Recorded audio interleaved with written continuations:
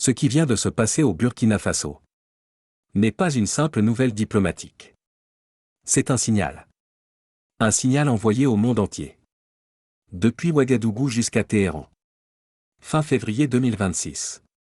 Le général Célestin Saporé, ministre burkinabé de la Défense, a été reçu par le président iranien Massoud Pezeshkian. Et ce n'est pas une simple poignée de main entre deux drapeaux.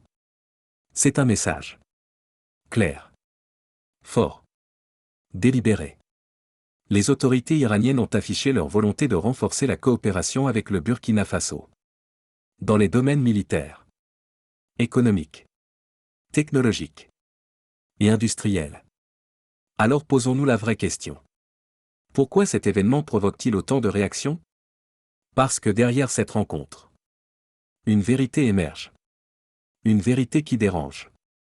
Le Sahel n'attend plus la permission de l'Occident pour choisir ses partenaires.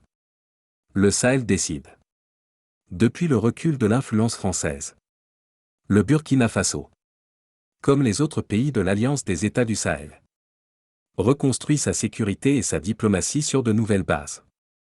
Et quand un pays africain commence à diversifier ses alliances en dehors des schémas traditionnels, cela change tout l'équilibre géopolitique. C'est un réveil. Un réveil panafricain. Mais attention.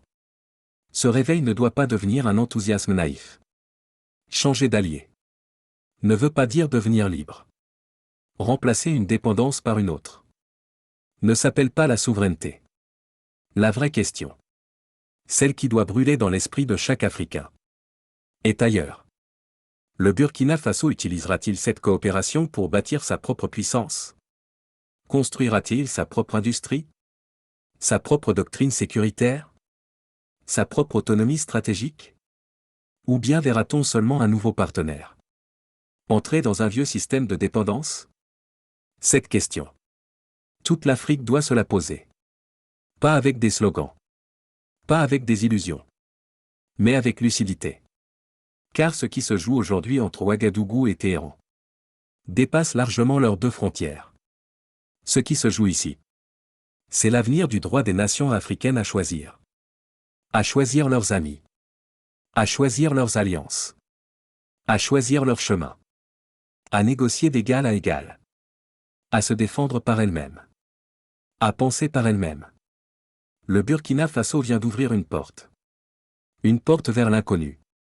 Vers de nouvelles possibilités. Maintenant, le continent entier regarde.